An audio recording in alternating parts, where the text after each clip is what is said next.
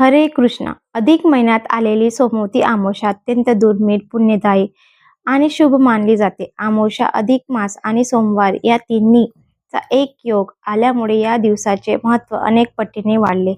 धार्मिक मान्यतेनुसार या दिवशी केलेले जप, ताप, व्रत आणि पूजा याचे विशेष पुण्य प्राप्त होते.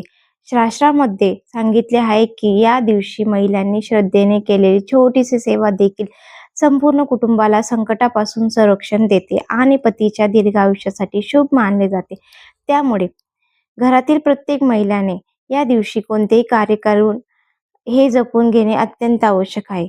दिवसाची सुरुवात कशी करावी? सोमवती अमावस्येच्या दिवशी ब्रह्ममुहूर्तावर म्हणजे सूर्योदयापूर्वी उठावे. स्नानाच्या पाण्यात थोडे गंगाजल मिसळावे. स्नानानंतर स्वच्छ, सात्विक आणि शक्यतोवर हलक्या रंगाचे वस्त्र परिधान करावे. त्यानंतर घराचा उंबरठा स्वच्छ धुवून त्यांना हळद कुंकू लावावे.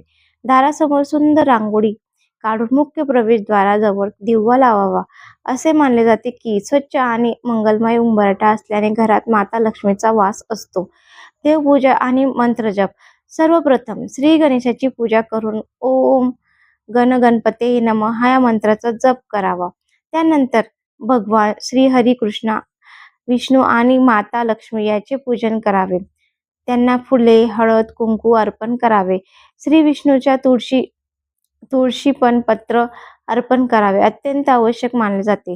तुळशी पत्राशिवाय त्याची पूजा अपूर्ण मानली जाते. त्यानंतर भक्तिभावाने डोळे पुसून ओम नमो भगवते वासुदेवाय या मंत्राचा किमान 108 वेळा जप करावा. तुळशी पूजा. सोमवती अमावस्येच्या तुळशी पूजेला विशेष महत्त्व आहे. तुळशी समोर गाईच्या तुपाचा किंवा तिळाच्या तेलाचा दिवा लावावा. तुळशीला जल अर्पण करून श्रद्धेने 108 प्रतिपदा घालाव्यात. पिंपळ पूजा. शक्य असल्यास जवळच्या पिंपळाच्या झाडाजवळ जावे. पिंपळाला जल अर्पण करून तिळाच्या तेलाचा दिवा लावावा.